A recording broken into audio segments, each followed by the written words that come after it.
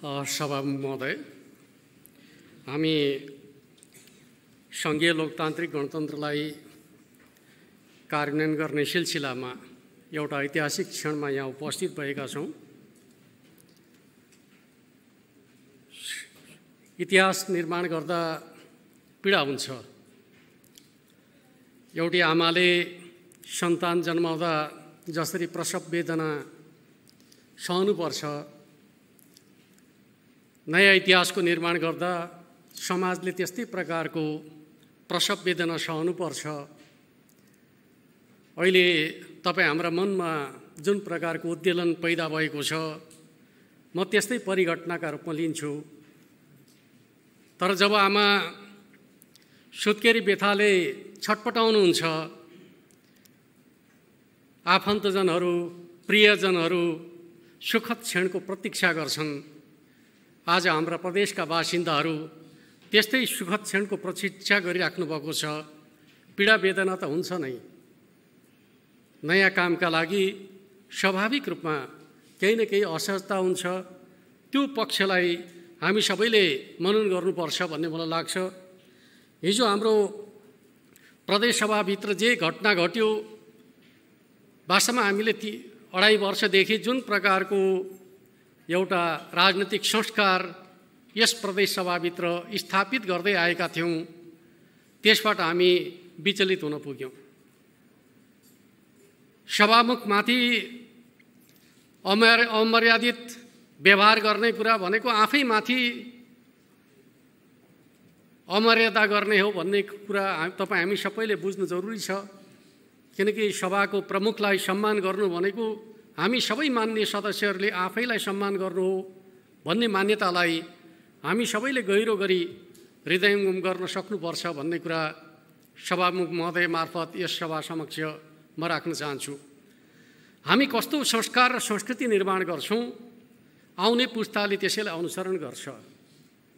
आज हामी जे व्यवहार गर्छौँ, ती व्यवहारहरू इतिहासमा समीक्षाका विषय बन्छन्।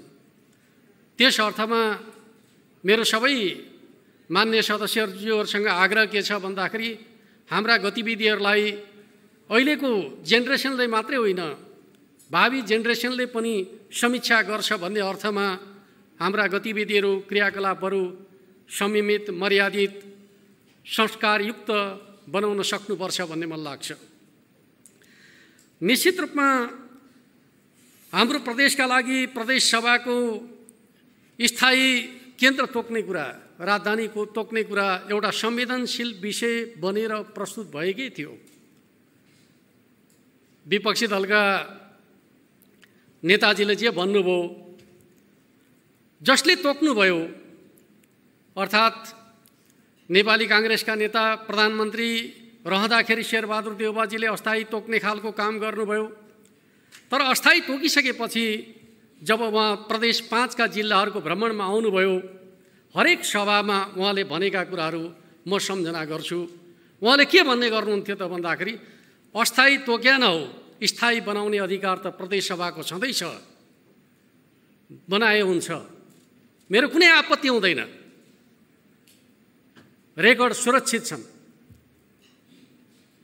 उहाँ जति ठाउँमा गएर भाषण गर्नुभएको छ, प्रश्न उठाउनेहरूका सन्दर्भका बारेमा उहाँले जति जवाब दिइरहनु भएको छ, उहाँको भनाइ के थियो भनेर भन्दाखेरि अस्थायी तोकिएको हो, स्थायी बनाउने अधिकार त प्रदेश सभाको छ भनेर भन्नुभएकै थियो। उहाँले के भन्नुभएन भन्दाखेरि, हामीले वैज्ञानिक ढङ्गले टुङ्गो लगाएका छौँ, यो अन्तिम हो भनेर कहीँ भन्नुभएको छैन। यो पक्षलाई पनि मान्यजीहरूले मनन गर्नुभएकै होला भन्ने म ठान्छु। त्यसै गरी हामीले हाम्रो प्रदेशका 3वटा आञ्चलिक मनोविज्ञानहरूलाई जोड्ने कुरा बारम्बार गऱ्यौँ। निश्चित रूपमा हाम्रो प्रदेश जुन हिसाबले बनेको थियो, त्यो प्रकारको संवेदनशीलता थियो नै। अर्कोतर्फ विगतका सन्दर्भको कुराकानी गर्दाखेरि एउटा सन्दर्भ म तपाईँहरूलाई स्मरण गराउन चाहन्छु। त्यो सन्दर्भ के थियो भन्दाखेरि, एक मधेस एक प्रदेशको नारा अगाडि बढिसकेपछि स्वाभाविक रूपमा लुम्बिनी क्षेत्रमा अखण्ड लुम्बिनी कायम राख्नुपर्छ भन्ने आन्दोलन सुरु भयो। र त्यसमा हजारौँ हजार जनताहरू सहभागी हुनुभयो र मुलुकको संविधान निर्माणका सन्दर्भमा एउटा दिशा निर्देश गर्ने कुरामा सफलता हासिल गर्नुभयो। त्यो सफलता के थियो त भन्दाखेरि तराई तराईको मात्रै प्रदेश बनाउनु हुँदैन, तराई र पहाडलाई जोड्नुपर्छ, तराई पहाड र हिमाललाई जोड्नुपर्छ। त्यसो भयो भने समृद्धिको बलियो आधार तयार हुन्छ भन्ने मान्यता नेपालमा स्थापित गर्ने कुराका सन्दर्भका बारेमा बुटवलको आन्दोलनको अत्यन्त महत्त्वपूर्ण योगदान छ भन्ने म ठान्छु। त्यस आन्दोलनप्रति म पनि सम्मान गर्न चाहन्छु। जति बेला बुटवलमा अखण्ड लुम्बिनीको नाममा आन्दोलन चलिरहेको थियो, तराई तराईको प्रदेश अलग प्रदेश बनाउनु हुँदैन भन्ने मान्यतालाई साथ दिँदै राप्ती अञ्चलका पहाडी जिल्लाहरू, चाहे प्युठान जिल्ला होस्, चाहे रोल्पा जिल्ला होस्, चाहे रुकुम जिल्ला होस्, उनीहरूले पनि त्यही आवाजमा साथ दिएको थियो भन्ने कुरालाई पनि हामी सबैले बुझ्नुपर्छ भन्ने मलाई लाग्छ। र आज हाम्रो जुन प्रदेश निर्माण भएको छ, तराई पहाड र एउटा हिमाली जिल्लाका रूपमा पूर्वी रुकुमलाई जोडेर जुन प्रकारको प्रदेश निर्माण भएको छ, त्यसमा बुटवलमा चलेको आन्दोलनको पनि महत्त्वपूर्ण योगदान छ भन्ने कुरा म यस अवसरमा सम्झना गर्न चाहन्छु। अर्कोतर्फ विगतका आन्दोलनहरूका सन्दर्भका बारेमा विभिन्न प्रकारका राष्ट्रियताका सन्दर्भमा भनौँ वा सांस्कृतिक मान्यताका सन्दर्भका बारेमा खास गरी माओवादी आन्दोलनले एउटा मान्यतालाई अगाडि सार्दै आएको थियो। त्यो के त भन्दाखेरि जातीय बाहुल्यताका आधारमा राज्यहरूको निर्माण हुनुपर्छ। त्यस आधारमा कहीँ मगरातका कुरा उठे, कहीँ थरुवानका कुराहरू उठे। यस प्रकारका मान्यताहरू पनि यही प्रदेशभित्र थिए र पछिल्लो समयमा थरुवट आन्दोलनका नाममा यो प्रदेश बनिसकेपछि पनि कैलालीको भूभागलाई प्रदेश 5 मा जोड्नुपर्छ भन्ने सन्दर्भमा आन्दोलन भयो र त्यो आन्दोलनमा निकै ठुलो मानवीय क्षति भएको कुरा पनि हामी सबै जानकार छौँ। यो सबै संवेदनशीलतालाई जोड्ने जिम्मेवारी भनेको चाहिँ प्रदेशको नेतृत्वको जिम्मेवारी थियो, किनकि हामीले संघीयता निर्माण गर्दाखेरि सबै प्रकारका भावनाहरूलाई जोडेर एउटा बलियो प्रदेश निर्माण गर्नु पर्थ्यो। त्यो प्रयास अन्तर्गत हामीले प्रदेश सभाभित्र विशेष समिति गठन गरिकन लुम्बिनी क्षेत्रका मान्य सदस्यहरू राप्ती र भेरी क्षेत्रका मान्य सदस्यहरू लुम्बिनी क्षेत्रमा पुगेर जनताका भावनाहरू बुझ्ने कोसिस गर्यौँ र त्यसलाई समितिको प्रतिवेदनमा समेट्ने कोसिस गर्यौँ र समिति स्वयं आफैले पनि विकल्पहरू प्रस्तुत गर्ने सन्दर्भको कुरा गर्दाखेरि पहिलो नम्बरमा दाङ, दोस्रो नम्बरमा रूपन्देही र तेस्रो नम्बरमा कपिलवस्तु भनेको अवस्था छ। त्यस अर्थमा अहिले हामीले जे गरेका छौँ समितिको रिपोर्टभन्दा बाहिर छ भन्ने खालको कुरा सत्य होइन। त्यति मात्रै होइन, प्रक्रियाका हिसाबले विशेष समितिको प्रक्रियालाई पालना गरियो कि गरिएन भन्ने कुराका सन्दर्भमा पनि यहाँ प्रश्न उठेको छ। विशेष समिति स्वयं आफैले प्रतिवेदन बुझाउने क्रममा सभामुखलाई यो प्रतिवेदन सरकारलाई जिम्मा लगाएर यो प्रतिवेदनका आधारमा छलफल गरिकन एउटा उपयुक्त निष्कर्ष निकालोस् भन्ने खालको म्यान्डेट पनि विशेष समितिकै तर्फबाट दिएको थियो र विशेष समितिको निष्कर्षको अन्तिम बुँदामा प्रदेश सरकारलाई समेत त्यो कुराको आग्रह गरिएको छ। त्यस अर्थमा विशेष समितिले एउटा कुरा गरेको, प्रदेश सरकारले अर्को कुरा गरेको भन्ने कुरा सत्य होइन भन्ने कुरा यस गरिमामय सदनमा म यहाँ प्रस्तुत गर्न चाहन्छु। अर्कोतर्फ स्वाभाविक रूपमा हामीले हाम्रा मनोविज्ञानहरूलाई जोडेर एउटा बलियो प्रदेश निर्माण गर्ने कुरा साझा कुरा हो। हामीले हाम्रो प्रदेशलाई समृद्ध बनाउँदाखेरि हरेक क्षेत्रको योगदानलाई मिसाउनुपर्छ। त्यस अर्थमा हामी कुनै क्षेत्र विशेषको केन्द्रित भएर सोच्छौँ यो सम्भव छैन। कुनै एउटा क्षेत्र विशेषमा केन्द्रित भएर यो प्रदेशको समग्र समृद्धिको परिकल्पना गर्न सकिन्छ कि मार्थ सकिँदैन। हामीले सोच्दाखेरि हाम्रो प्रदेशमा रहेका 12वटै जिल्लाको समृद्धिको परिकल्पना हामीले सामूहिक रूपमा गर्नुपर्छ। यो प्रदेश सरकारले वा प्रदेश सभाले सोच्दाखेरि 12 जिल्लाका जनताको समृद्धिको चाहनाको प्रतिनिधित्व गर्न सक्नुपर्छ भन्ने मलाई लाग्छ। हामीले त्यो उचाइबाट, त्यो मान्यताबाट आफूलाई प्रस्तुत गर्न सक्यौँ भने विमति हुनुपर्ने कारण केही रहन्छ भन्ने मलाई लाग्दैन। र आज हामीले हाम्रो प्रदेशका सन्दर्भका बारेमा चर्चा गर्दा बारम्बार भन्ने गरेका छौँ, हाम्रो प्रदेश मिनी नेपालका रूपमा रहेको छ। हाम्रो प्रदेशभित्र स्वाभाविक रूपमा आर्थिक सामाजिक विकासका दृष्टिकोणले अलिक अगाडि बढेका क्षेत्रहरू पनि छन्, आर्थिक सामाजिक हिसाबले अत्यन्त पछाडि परेका क्षेत्रहरू पनि छन् र समुदायगत हिसाबले भन्ने भने झन्डै 2 नम्बर प्रदेशको जस्तो पछाडि परेको तराईवासी समुदायको पनि बसोबास भएको क्षेत्रका रूपमा, मधेसी समुदायको बसोबास भएको क्षेत्रका रूपमा, मुस्लिम समुदायको बसोबास भएको क्षेत्रका रूपमा हाम्रो प्रदेश रहेको छ भनेर हामीले हाम्रो प्रदेशलाई भन्ने गरेका छौँ मिनी नेपालका रूपमा रहेको छ। र यो प्रदेश बनाउन सक्दाखेरि सिङ्गो राष्ट्र बन्छ, यो सङ्कल्प अठोट हामीले गरेका छौँ, यो प्रदेश सभाले गरेको छ। त्यो अठोटका आधारमा हामीले स्वाभाविक रूपमा सबभन्दा पहिले त प्रदेशका जनताको मनोविज्ञानलाई जोड्ने कुरा नै हाम्रो सर्वाधिक प्राथमिकताको विषय हो भन्ने कुरालाई हामी सबैले बुझ्नु जरुरी छ। अहिले हामीले प्रस्ताव प्रस्तुत गरिरहँदाखेरि एउटा चर्चा चल्यो, प्रदेश सार्न खोजियो, प्रस्ताव सार्नका लागि होइन, बनाउनका लागि हो। मैले प्रदेश सभा समक्ष हरदम भन्ने गरेका थिएँ, कहाँ राजधानी बनाउने भन्ने कुरा होइन, कस्तो राजधानी बनाउने भन्ने कुराका आधारमा हामीले छलफल गरौँ, त्यसका आधारमा साझा मनोविज्ञान तयार गरौँ। र म तपाईँहरूका बिचमा के भन्न चाहन्छु भन्दाखेरि हामीले जुन ठाउँ अहिले प्रस्तावित गरेका छौँ त्यो ठाउँले साझा मनोविज्ञान निर्माण गर्छ भन्ने कुरा म यस सभा समक्ष प्रस्तुत गर्न चाहन्छु। एउटा कुरा त जुन ठाउँ हामीले तय गरेका छौँ त्यो ठाउँ कस्तो हो त भन्दाखेरि यो प्रदेशको सबभन्दा ठुलो एकल नदी सभ्यता भएको ठाउँ। यो प्रदेशको सबभन्दा ठुलो नदी भनेको राप्ती नदी, जसको उद्गमदेखि अन्त्यसम्म यही प्रदेशमा भएर त्यो नदी बग्ने गर्छ।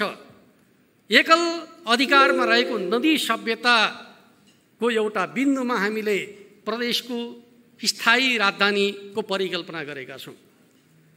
र त्यो नदी यस्तो नदीका रूपमा रहेको छ जसले दुईवटा आञ्चलिक मनोविज्ञानलाई जोड्ने काम गर्छ। दुईवटा आञ्चलिक मनोविज्ञान मात्रै होइन, त्यसले भेरी अञ्चल अन्तर्गतका बाँके र बर्दियाको मनोविज्ञानलाई पनि जोड्ने काम गर्छ। किन भन्दाखेरि आज त्यही राप्ती नदी अन्तर्गतको सिक्टा परियोजनाले बाँके जिल्लाको आर्थिक सामाजिक जीवनमा परिवर्तन ल्याउने एउटा सम्भावना उजागर भइरहेको छ। हामी बाँके बर्दियामा हरित क्रान्तिको परिकल्पना गरिराखेका छौँ। अब नेपालको हरित क्रान्तिको नेतृत्व कहीँबाट हुन्छ भने त्यो बाँके बर्दिया जिल्लाले गर्न सक्छ, किनकि एकातिर भेरी बबाई डाइभर्सनका माध्यमबाट बबाई सिँचाइ आयोजना अगाडि बढ्दैछ, अर्कोतर्फ सिक्टा सिँचाइ आयोजना अगाडि बढ्दैछ। यसका माध्यमबाट त्यो चिज एउटा हरित क्रान्तिको केन्द्र बन्न सक्छ भन्ने मान्यताको परिकल्पना गरेर हामी त्यसका आधारमा तयारी गर्दैछौँ, अगाडि बढ्दैछौँ भन्ने कुरा पनि हामीले बुझ्नु जरुरी छ। अर्कोतर्फ पश्चिमको गेटवेका रूपमा, कर्णाली प्रदेशको गेटवे भन्नुहोस् वा सुदूरपश्चिम प्रदेशको गेटवेका रूपमा नेपालगञ्ज भन्सार नाका रहेको छ र स्वाभाविक रूपमा हामीले तीस क्षेत्रका जनताका लागि सेवा र वस्तुको उत्पादन गर्ने एउटा महत्त्वपूर्ण केन्द्रका रूपमा नेपालगञ्ज क्षेत्रको विकास गर्न सक्छौँ भनेर एउटा बृहत्तर महानगरको परिकल्पना हामीले पहिलेदेखि सार्दै आएका छौँ। अर्कोतर्फ हामीले लुम्बिनी क्षेत्र, एक प्रकारले भन्नुहुन्छ भने लुम्बिनी क्षेत्रलाई जति तीव्र गतिमा हामी विकास गर्न सक्छौँ हाम्रो प्रदेशको समृद्धि त्यसैबाट निर्माण हुन्छ। अहिले जे परियोजनाहरू यस क्षेत्रमा आरम्भ भएका छन् त्यो परियोजनाहरूले स्वाभाविक रूपमा यस क्षेत्रको विकासमा रणनीतिक योगदान गर्नेछन्।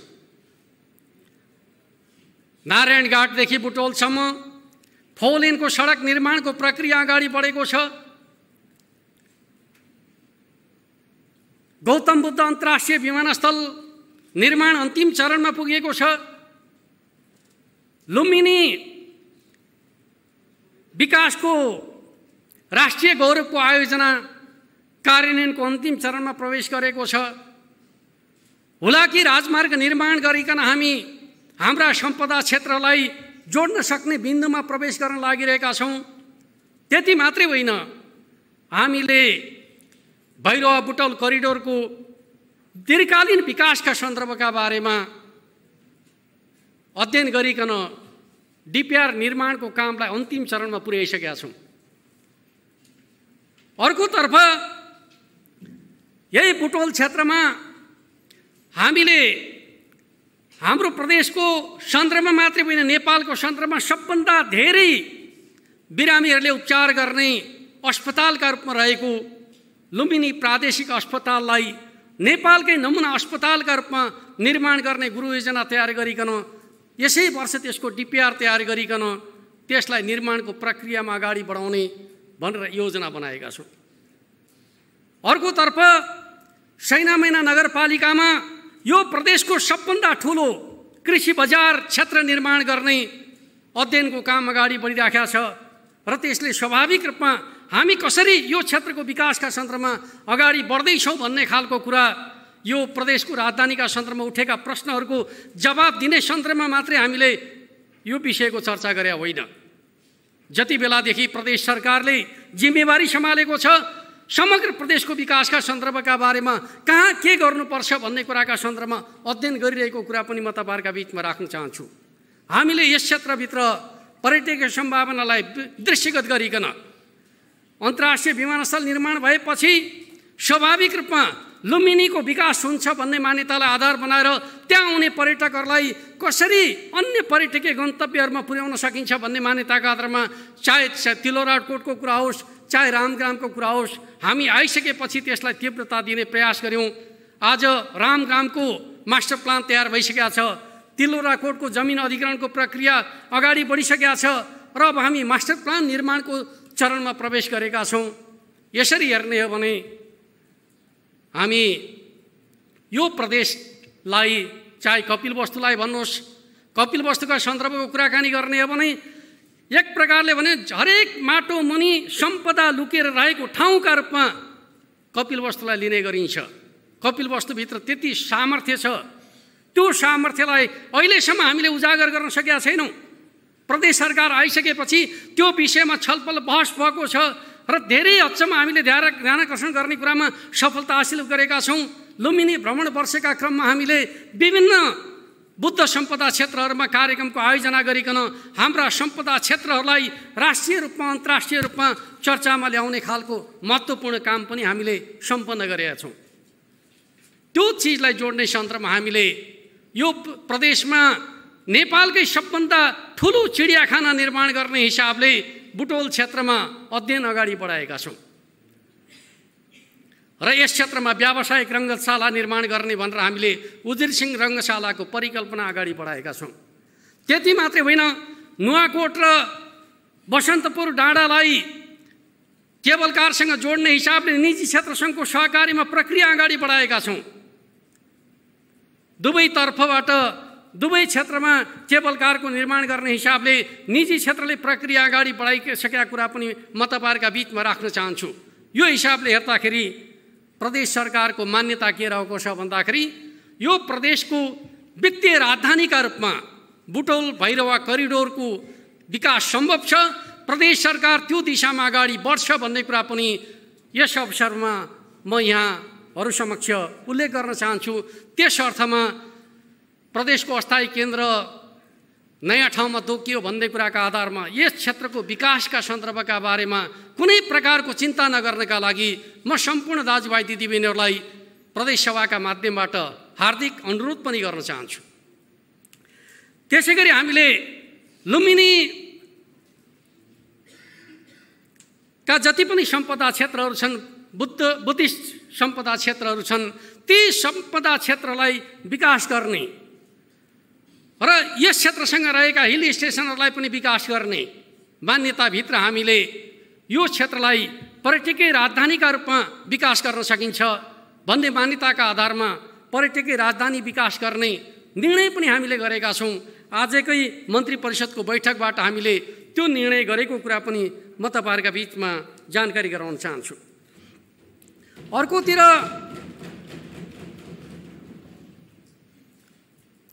हाम्रो प्रदेशभित्र सुदूरवर्ती इलाकाहरू विकासको प्रक्रियामा पछाडि पर्छन् के भन्ने चिन्ता सुदूरवर्ती इलाकाका जनताहरूले गर्नु नपरोस् भन्ने हिसाबले पाल्पाको रामपुर क्षेत्रलाई हामीले विशेष सहर निर्माण गर्ने योजना गएको बजेटका माध्यमबाट अगाडि सारिसकेकै छौँ। त्यसैगरी हामीले पूर्वी रुकुमलाई हाम्रो एकमात्र हिमाली जिल्लाका रूपमा त्यो क्षेत्रको पर्यटकीय सम्भावनालाई कसरी अगाडि बढाउन सकिन्छ र त्यो जिल्लालाई प्रदेशको एउटा मोडेल अर्ग्यानिक जिल्लाका रूपमा निर्माण गर्ने योजना पनि हामीले अगाडि सारेकै छौँ। म तपाईहरुलाई के कुरा बताउन चाहन्छु त भन्दाखेरि प्रदेश सरकार कुनै एउटा क्षेत्र विशेषमा केन्द्रित रहन सक्दैन। त्यो अर्थमा हामी समग्र क्षेत्रको विकासका सन्दर्भका बारेमा चिन्ता गर्छौँ, त्यस हिसाबले अगाडि बढ्छौँ भन्ने कुरा पनि म राख्न चाहन्छु। अर्कोतिर हामीले तोकेको राप्ती उपत्यका देउखरी क्षेत्रकै कुराकानी गर्दाखेरि कतिपय मान्य सदस्यज्यूहरूले भन्ने गर्नुहुन्छ हाम्रो प्रदेशको विशेषतालाई त्यसले कुन रूपमा जोड्छ भनेर भन्ने गर्नुहुन्छ। एउटा सन्दर्भ म तपाईहरुलाई बताउन चाहन्छु। त्यो इलाकाभित्र रहेका गाउँहरूको नामहरूबाट पनि हाम्रो त्यसको सांस्कृतिक ऐतिहासिक महत्त्वलाई बुझ्न सकिन्छ भन्ने मलाई लाग्छ। लालमटिया, सिसनिया, गोबडिया, खुररिया जस्ता गाउँहरू छन्। यी गाउँहरू भनेको थारू संस्कृतिका ऐतिहासिक क्षेत्रहरू हुन्। अर्कोतर्फ त्यसैको अलिकति उत्तरी इलाकातर्फ जानुभयो भने बालुवाङ, लापे जस्ता क्षेत्रहरू छन् जसले मगर सभ्यतालाई प्रतिनिधित्व गरिराखेका छ। यो प्रदेश निर्माण गर्दाखेरि दुईवटा सभ्यताको सङ्गमका रूपमा जसरी निर्माण गर्न खोजेका थियो त्यो चिजलाई पनि हामीले प्रतिनिधित्व गर्न खोजेका छौँ। अर्कोतर्फ गोबडिया भनेको चाहिँ मधेसीहरूको चाहिँ बसोबास भएको ऐतिहासिक थलोका रूपमा पनि बुझ्ने गरिन्छ। त्यो हिसाबले हेर्दाखेरि हाम्रो प्रदेशको जे विशेषता छ त्यो विशेषतालाई त्यो ठाउँले प्रतिनिधित्व गर्न सक्छ भन्ने मलाई लाग्छ।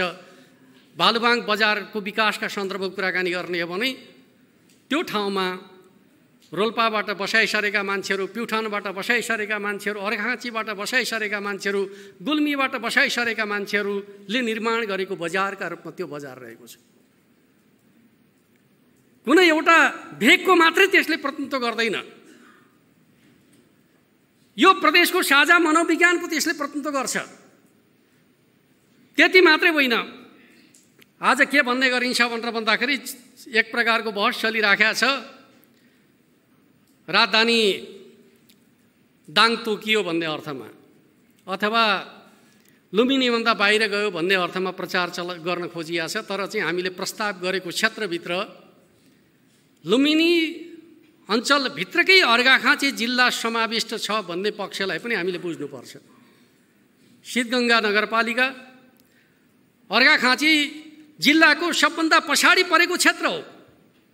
त्यो पछाडि परेको क्षेत्रको विकासको सम्भावना यसले अगाडि बढाउँछ, जसले पछाडि परेको लुम्बिनी क्षेत्रलाई अगाडि बढ्नका लागि सहयोग पुर्याउँछ भन्ने मान्यतालाई पनि हामीले बुझ्न सक्नुपर्छ भन्ने मलाई लाग्छ। त्यस अर्थमा यो लुम्बिनी क्षेत्रभन्दा बाहिर होइन, लुम्बिनी क्षेत्रभित्र छ भन्ने कुरालाई पनि हामीले बुझ्न सक्नुपर्छ भन्ने मलाई लाग्छ। अर्कोतर्फ राजनीतिक आग्रह भयो कि भन्ने खालको तर्क पनि आउने गरेको छ। म तपाईहरुका बिचमा के भन्न चाहन्छु त भन्दाखेरि हामीले जुन 3वटा पालिकाहरूको छनौट गरेका छौँ प्रदेशको स्थायी केन्द्रका रूपमा, राजधानीका रूपमा, राप्ती गाउँपालिका, सिद्धगङ्गा नगरपालिका र गढवा गाउँपालिका, दुईवटा गाउँपालिकाको नेतृत्व प्रतिपक्षी दलका साथीहरूले नै गरिराख्नु भएको छ। त्यो गाउँपालिकाको सत्ता पक्ष नै नेपाली काङ्ग्रेस हो। त्यस अर्थमा प्रदेश सरकारले आफ्नो प्रस्ताव प्रस्तुत गरिरहँदाखेरि राजनीतिक आग्रहलाई अगाडि सारेको छ कि समग्र प्रदेशको हितलाई केन्द्रबिन्दुमा राखेको छ भन्दाखेरि समग्र प्रदेशको हितलाई केन्द्रबिन्दुमा राखेको छ। 3वटा पालिका जोड्दाखेरि एउटा पालिकाको नेतृत्व चाहिँ नेकपाले गरिराखेको छ भने 2टा पालिकाको नेतृत्व नेपाली काङ्ग्रेसले गरिराखेको छ। जबकि प्रदेशको प्रतिनिधित्वको अवस्था भन्दै पनि ठिक उल्टो हुनुपर्ने हो। तर हामी त्यसो गरिराखेका छैनौँ, किनकि हामीले उपयुक्त ठाउँ, साझा मनोविज्ञान निर्माण गर्न सक्ने ठाउँ खोजी गर्दाखेरि त्यो बिन्दुमा पुगेको कुरा म तपाईँहरूका बिचमा राख्न चाहन्छु। त्यस अर्थमा कुनै आग्रहको विषय हो कि भन्ने अर्थमा पनि यसलाई लिनु हुँदैन भन्ने खालको अनुरोध गर्न चाहन्छु। अर्कोतर्फ सबै कुराहरू खुला रूपमा राख्न कति उपयुक्त हुन्छ हुँदैन भन्ने कुरा कतिपय सन्दर्भमा चाहिँ सबै कुरा बाहिर ल्याउनु पनि उपयुक्त हुँदैन भन्ने लाग्छ। तर जसरी हाम्रो प्रतिपक्षी दलको नेता साथीले भन्नुभयो प्रयासै गरिएन भन्ने खालको कुरा चाहिँ सत्य होइन भन्ने कुरा म राख्न चाहन्छु। किनकि मैले अनुरोध गरेका थिएँ राजनीतिक सहमति जुटाउने सन्दर्भमा, उहाँलाई नै अनुरोध गरेका थिएँ, नेपाली काङ्ग्रेसका सभापतिज्यूसँग समय मिलाउँ भनेर अनुरोध गरेका थिएँ, तर कारणवश समय मिल्न सकेन र उहाँकै अनुरोधमा हामी अर्को नेता जसले रूपन्देही क्षेत्रको प्रतिनिधित्व गर्नुहुन्थ्यो उहाँसँग गयौँ र उहाँलाई हामीले खुला खुलस्त छलफल गर्नका लागि तपाईँले अनुमति दिनु पर्यो, हामी सहमति निर्माण गर्छौँ भनेर भन्यौँ, तर उहाँ तयार हुनु भएन। यदि उहाँ खुला खुलस्त छलफल गर्नका लागि हामीले सहमति माग्दाखेरि तयार भएको भए त हामी अर्कै प्रक्रियामा प्रवेश गर्थ्यौँ नि त। त्यो अनुमति छैन भन्नुभयो। हामी विपक्षी दलको नेतासँग बसेर सहमति जुटाउँछौँ भन्दाखेरि उहाँलाई त्यो म्यान्डेटै छैन भन्नुभयो। त्यस अर्थमा अहिले हामी जुन हिसाबले छलफल गरेर सहमति निर्माण गर्न सकिन्थ्यो भन्ने खालको कुरा, त्यो भनाइबाट चाहिँ मैले सम्भावना कम देखेकै हो। अहिले मान्य सदस्यज्यूले जुन प्रकारले चर्चा गर्नुभयो, वास्तवमा त्योभन्दा बाहिर उठेर चाहिँ गर्न सकिन्थ्यो भन्ने खालको मान्यता वा विश्वास उहाँले दिलाउनु भएको भए सायद हामी प्रक्रिया अर्कै रूपमा अगाडि बढ्न पनि सक्थ्यौँ भन्ने मलाई लाग्छ। तर प्रयासै नगरिएको भन्ने कुरा चाहिँ सत्य होइन भन्ने लाग्छ। अर्कोतर्फ यो प्रक्रियामा प्रवेश गरिसकेपछि कस्तो अवस्था भयो भन्दाखेरि सरकारले प्रस्ताव टेबल गरेको छ मान्य सदस्यहरूका गाडीमा ढुङ्गा प्रहार हुन्छ। यो त कल्पनै गर्न नसक्ने विषय। मान्य सदस्यहरू छलफल गर्न बाँकी नै छ, उहाँहरूका गाडीमा ढुङ्गा प्रहार हुन्छ। कस्तो प्रकारको संस्कृति निर्माण गर्न खोज्यौँ र त्यो संस्कृति कुनै सर्वसाधारणले गरे होइन, राजनीतिक दलका जिम्मेवार कार्यकर्ताहरूले गरेको कुरा हो। त्यस प्रकारले हामीले आफ्ना कार्यकर्ताहरूलाई परिचालित गर्न हुन्थ्यो हुँदैन थियो, स्वाभाविक रूपमा त्यो उचित कुरा थिएन भन्ने मलाई लाग्छ। अन्यथा हिजो पनि मैले विपक्षी दलका नेताजीसँग भनेका थिएँ, मान्य सदस्यज्यूहरूलाई खुला खुलस्त छलफल गर्न दिउँ, तपाईँ हाम्रा बिचका चाहिँ छलफलका विषय फेरि पनि गर्न सकिन्छ। भोलि बिहानैदेखि हामी जमेर छलफल गरौँ, आजको बिहानैदेखि छलफल गरौँ। केही कुराहरूमा प्रतिबद्धता सरकारले जनाउनु पर्ने छ भने सरकार त्यसका लागि तयार छ, सरकारको कुनै आग्रह छैन। तर मान्यज्यूहरूलाई आफ्ना कुराहरू खुला खुलस्त राख्ने अवसर बनाइदिनुहोस् भनेर मैले आग्रह गरेको थिएँ। तर दुःखको कुरा भन्नुपर्छ, हामी हिजो त्यो मनस्थिति र मानसिकतामा थिएनौँ। वास्तवमा सभासदहरूले आफ्ना कुरा जसरी राख्न पाउनु पर्थ्यो त्यो वातावरण हामीले हिजो दिन सकेनौँ। दिन सकेको भए धेरै राम्रो हुन्थ्यो भन्ने मलाई लाग्छ। मैले अनुरोध पनि गरेका थिएँ, तर जुन प्रकारको परिस्थिति यहाँ पनि असहज, बाहिर पनि असहज, त्यो चाहिँ असहजता भनेको चाहिँ आम जनताको कुरा नभएर सङ्गठित राजनीतिक शक्तिको गतिविधिका रूपमा प्रकट भयो। सङ्गठित राजनीतिक गतिविधिका रूपमा प्रकट नभएको भए जनताको असन्तुष्टिलाई हामीले अन्यथा ठान्नुपर्ने विषय नै थिएन। किनकि जनताको असन्तुष्टिलाई सम्बोधन गर्ने जिम्मेवारी भनेको राजनीतिक दलहरूको हुँदै हो। त्यसमाथि प्रदेश सरकार त्यो जिम्मेवारीलाई गहिरो गरी आत्मसात गर्छ। जनताका गुनासाहरूलाई सम्बोधन गर्ने कर्तव्य सरकारको कर्तव्य हो भन्ने कुरालाई आत्मसात गरिकन हामी पटक पटक संसदीय दलको बैठक बसेका छौँ, सभासदहरूका गुनासाहरू सुनेका छौँ। त्यसका आधारमा मन्त्री परिषदको बैठक बसिकन हामीले प्रस्तावहरू तयार गर्ने खालका कामहरू गरेका छौँ र भविष्यमा पनि के गर्ने भन्ने कुराका बारेमा हामी त्यही तरिकाबाट जान्छौँ भन्ने कुरा पनि म यहाँ उल्लेख गर्न चाहन्छु। अर्कोतर्फ प्रदेशको राजधानीका सन्दर्भको कुरा गर्दाखेरि मेरो तपाईँहरू सबैसँग आग्रह के छ भनेर भन्दाखेरि अहिले सबै प्रदेशमा एउटा समस्या देख्छु म चाहिँ। तोक्न त तोकिहाल्नु भयो, नयाँ कहाँ बनाउने भन्ने ठाउँ प्राप्त हुन सकेको छैन। सुदूरपश्चिमलाई छोडेर नयाँ ठाउँको खोजे हुनुहुन्छ, नयाँ ठाउँ प्राप्त हुन सक्दैन। र एक प्रकारले भन्ने हो भने जसका भवनहरू लिएर बसिएको छ ती भवन त अस्थायी हुन्। जस्तो कि 2 नम्बर प्रदेशले जनकपुर चुरोट कारखाना प्रयोग गरेको छ, त्यो चाहिँ उद्योग मन्त्रालय त्यो चाहिँ भवन दिन तयार छैन, विवाद चलिरहेकै छ। त्यही ठाउँको मन्त्री उद्योग मन्त्री हुँदाखेरि उहाँले दिन मान्नु भएन। जनकपुरकै मन्त्री हुँदाखेरि पनि चुरोट कारखानाको भवन प्रदेश सरकारलाई दिन मान्नु भएन भन्दाखेरि चाहिँ जटिलता प्रदेश सरकारले के बेहोरिराखेका छन् भन्ने कुरासँग पनि हामी परिचितै छौँ। आज विराटनगरले चाहिँ आफ्नो स्थायी संरचना बनाउनका लागि कहाँ बनाउने जमिन उपलब्ध हुन सकिरहेका छैन।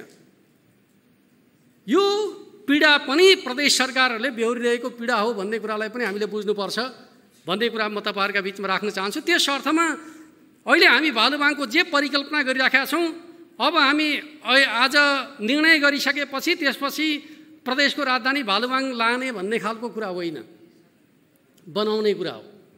कहाँ बनाउने भन्दाखेरि राप्ती उपत्यकामा बनाउने। जबसम्म त्यो बनिसक्दैन त हामी बस्ने कहाँ हो भन्दाखेरि यहीँ बस्ने। त्यस अर्थमा चाहिँ अहिले निर्णय गर्ने बित्तिकै हामी चाहिँ सर्न खोज्यौँ जस्तो प्रकारको जुन प्रचार भइरहेको छ त्यो कुरा सत्य होइन भन्ने कुरा पनि हामी आफैले पनि बुझ्नु जरुरी छ र जनतालाई पनि बुझाउनु जरुरी छ भन्ने कुरा म ठान्छु। किनकि यो प्रदेश भने के होइन भन्दाखेरि कुनै निर्णय हुने बित्तिकै एक ठाउँको चाहिँ प्रदेश सरकार हुने, अर्को ठाउँको प्रदेश सरकार नहुने भन्ने कुरा हुन्छ। यो ठाउँको नेतृत्व फेरि प्रदेश सरकारले गर्छ। त्यसकारण प्रदेश सरकार चाहिँ कुनै ठाउँमा सर्न थालेको, यहाँको नेतृत्वभन्दा बाहिर जान थालेको भन्ने खालको कुरा चाहिँ सत्य होइन भन्ने कुरालाई हामीले पनि बताउन सक्नुपर्छ र जे भ्रम सिर्जना भएको छ त्यो भ्रमबाट हामीले जनतालाई मुक्त पार्न सक्नुपर्छ भन्ने मलाई लाग्छ। एउटा हामी बाहिर घुम्न जाँदाखेरि चाहिँ नदी किनारमा सुन्दर सहरहरू देख्छौँ, चाहे लन्डन होस् वा अन्य सहरहरूको कुरा हो, चाहे पेरिस सहरको कुरा गरौँ, चाहे न्युयोर्कको कुरा गरौँ, नदी किनारमा सुन्दर सहरका निर्माण भएका छन्। उनीहरूले ती सहर निर्माण गर्दाखेरि धेरै वर्ष पहिले गरे, तर व्यवस्थित योजनाका साथ गरेका छन्। तर हामी कहाँ सहरहरू कस्ता छन् त भन्दाखेरि माइग्रेसनबाट निर्माण भएका छन्, मान्छेहरूको बसाइ सराईबाट सहर बनेका छन्, सहरलाई व्यवस्थित गर्न सकिएको छैन। त्यही भएर मैले प्रदेश सभामा भनेको थिएँ अर्को काठमाडौँ निर्माण गर्ने गल्ती गर्नु हुँदैन। हामी जहाँ राजधानी बनाउँछौँ 50 वर्ष पछाडिको पुस्ताले पनि भनोस् हाम्रा अग्रजहरूले कति दूरदर्शी भएर सोचेका रहेछन्। त्यो सोचका साथ त्यो योजनाका साथ प्रदेश सरकार अगाडि बढ्छ र प्रदेश सभाले त्यो विश्वास प्रदेश सरकारलाई प्रदान गर्नुपर्छ भन्ने कुरा पनि म तपाईँहरूका बिचमा राख्न चाहन्छु।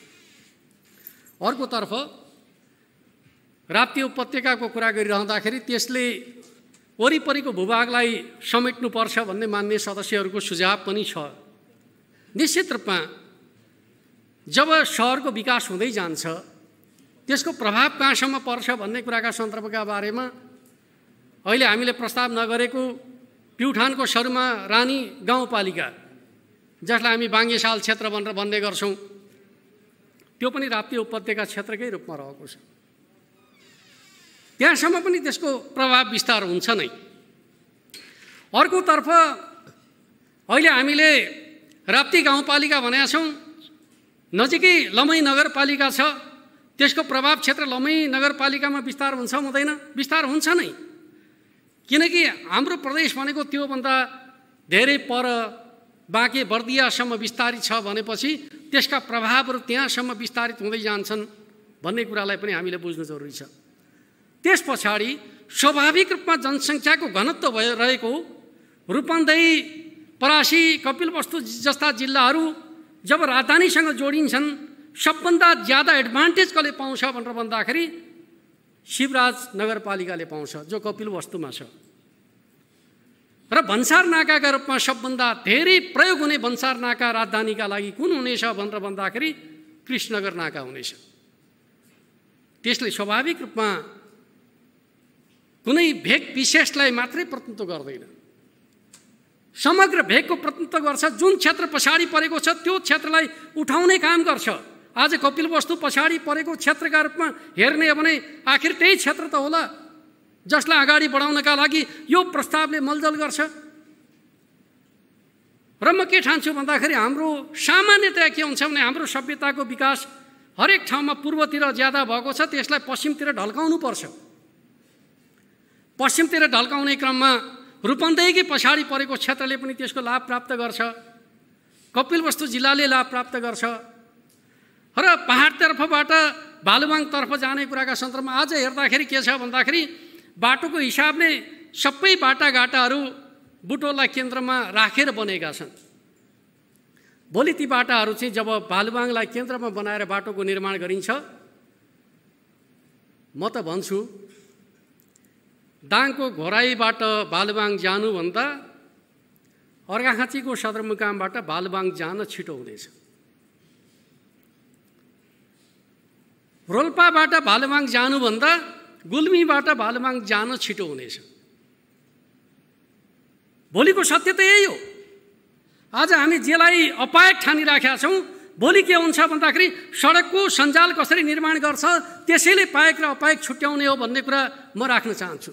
त्यस अर्थमा मेरो तपाईँहरूसँग अनुरोध के छ भन्दाखेरि पायक र अपायकको कुरा आजको सन्दर्भको पायक अपायक हो, भोलिका सन्दर्भको कुराकानी गर्दाखेरि हामीले जुन प्रकारले आश्रित कृष्णचेत राजमार्ग निर्माण गर्दैछौँ त्यो राजमार्गलाई अर्घाँचीको सन्धिखर्कबाट जब भालुवाङतर्फ जोड्ने खालको काम गर्छौँ, पाल्पा जिल्लाका लागि पनि सुरक्षित गेटवे प्राप्त हुनेछ, सुरक्षित बाटो प्राप्त हुनेछ, वैकल्पिक सडक प्राप्त हुने खालको स्थिति बन्नेछ भन्ने कुरा पनि म राख्न चाहन्छु। र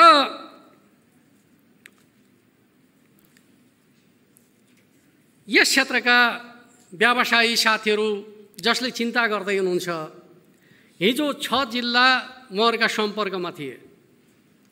लुम्बिनी क्षेत्रका व्यवसायी साथीहरूको सम्पर्कको मूलत नेटवर्क भनेको लुम्बिनीका जिल्लाहरू थिए। तर आज लुम्बिनी प्रदेश 6 जिल्लाबाट विस्तारित भएर 12 जिल्लामा रूपान्तरित भएको छ।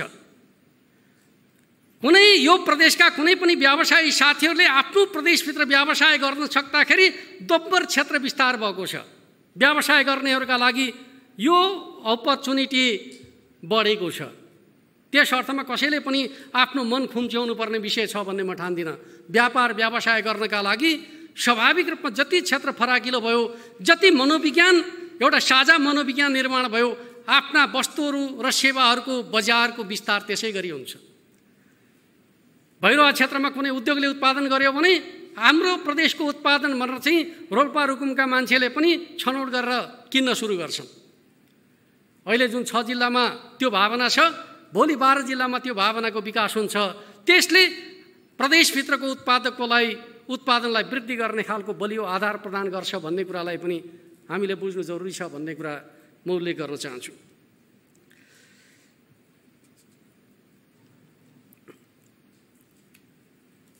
एउटा नयाँ सन्दर्भ पनि मैले तपाईँहरूका बिचमा राख्नुपर्छ।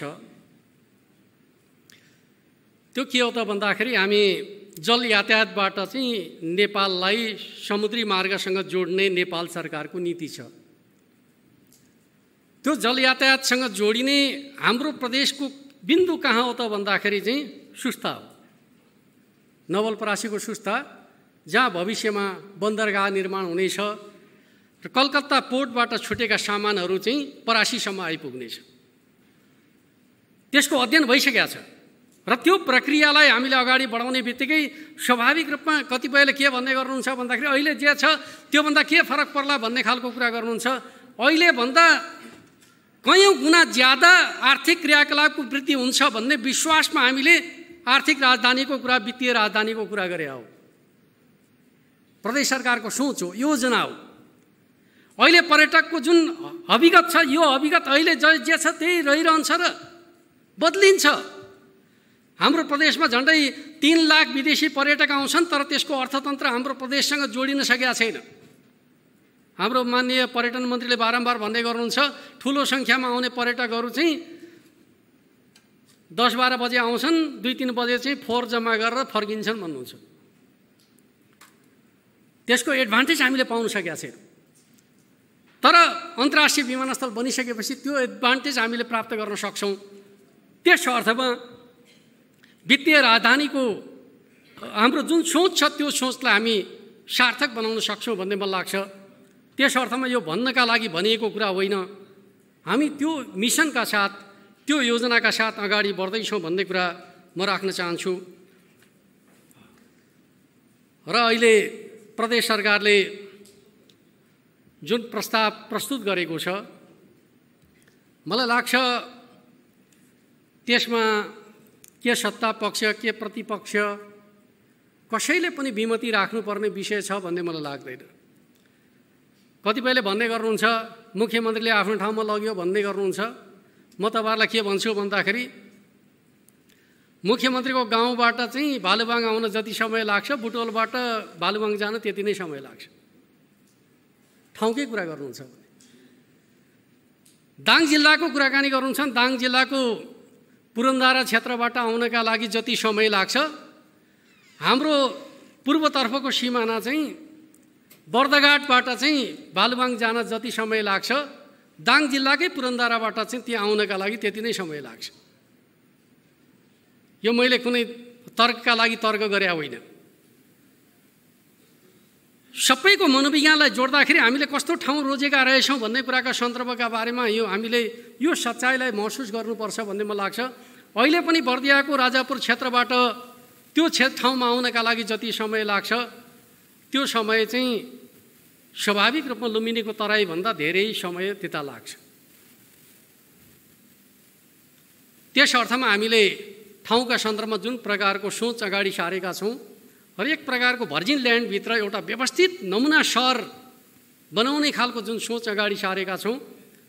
र मेरो तपाईँहरू सबैसँग आग्रह के छ भन्दाखेरि, तपाईँ हामी जनताका बिचमा जाँदासम्म हामीले मास्टर प्लान सहितको डेमोन्स्ट्रेसन गर्ने बित्तिकै हरेकले भन्नु सक्नुहुनेछ जनताका बिचमा हामीले प्रदेश सभाका माध्यमबाट जे गरेछौँ शानदार गरेछौँ भन्ने कुरा चाहिँ 2 वर्षकै अवधिमा तपाईँहरूले गर्न पाउने वातावरण प्रदेश सरकारले निर्माण गर्नेछ भन्ने कुरा म यहाँ राख्न चाहन्छु।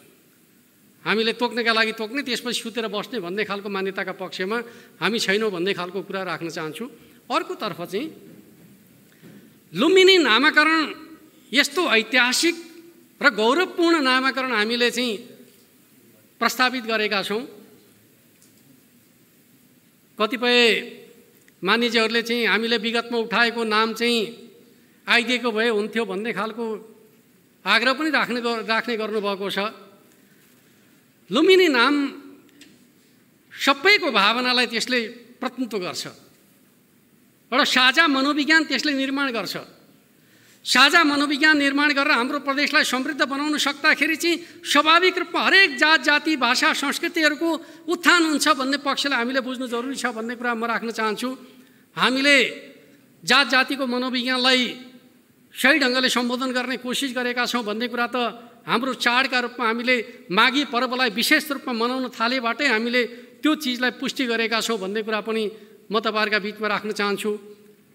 र अहिले सीमावर्ती इलाकाहरू जसरी पछाडि परेका छन्, ती इलाकाहरूको विकासका सन्दर्भका बारेमा विशेष ध्यान दिनुपर्छ भन्ने हिसाबले अहिले हामीले सामाजिक विकासका क्षेत्रमा पनि, चाहे त्यो विद्यालयको सुधारका सन्दर्भमा होस्, चाहे स्वास्थ्य चौकीहरूको सुधारका सन्दर्भमा होस्, चाहे बाटाघाटाका सन्दर्भमा होस्, विशेष प्याकेज बनाएर काम गर्न थालेका छौँ। यद्यपि हाम्रा जुन सोचहरू छन् त्यस अन्तर्गत हाम्रा साधन स्रोतहरू कम छन्, त्यो कुरा ठिक हो। तर म तपाईहरुलाई के कुरा भन्न चाहन्छु त भन्दाखेरि, हामीले अहिले हामी जे निर्णय गर्छौँ यो निर्णयका कारणले स्रोतको समस्या हुन्छ कि भन्ने अर्थमा चिन्ता गर्नु पर्दैन। हामी स्रोतको व्यवस्थापन गर्छौँ। 1 वर्ष त हामी त्यसको विस्तृत परियोजना तयार गर्नकै लागि समय लाग्छ। त्यसपछि हामी स्थायी संरचना निर्माण गर्ने प्रक्रियामा अगाडि बढ्छौँ। त्यति बेलासम्म कोभिड महामारीको पनि अन्त्य भइसकेको हुन्छ। यो निर्णयले कोभिड अन्त्य गर्नका लागि पनि हामीलाई समय प्रदान गर्छ भन्ने मलाई लाग्छ, किनकि त्यो समय पनि हामीले पाउँछौँ। त्यस अर्थमा अहिले कोभिडको महामारीकै कारणले गर्दाखेरि हाम्रा योजनाहरू सबै रोक्नुपर्छ भन्ने खालको कुरा गर्नु हुँदैन भन्ने लाग्छ। कोभिड भनेर चाहिँ बसेको भए सबभन्दा धेरै पुँजीगत खर्च गर्ने प्रदेशका रूपमा हाम्रो प्रदेश हुन सक्दैन थियो। कोभिडका बिचमा पनि हामीले आर्थिक जीवनलाई व्यवस्थित गर्नुपर्छ भन्ने हिसाबले सोच्यौँ र त्यही आधारमा अगाडि बढ्यौँ। आज जुन प्रकारको एउटा सौहार्द वातावरण निर्माण गर्ने काममा विपक्षी दलका नेताजीले जुन हिसाबले आफ्नो अभिव्यक्ति राख्नुभएको छ, त्यसका लागि म मुख्यमन्त्रीको हैसियतमा र सत्ता पक्षको दलको नेताको हैसियतमा हार्दिक धन्यवाद दिन चाहन्छु।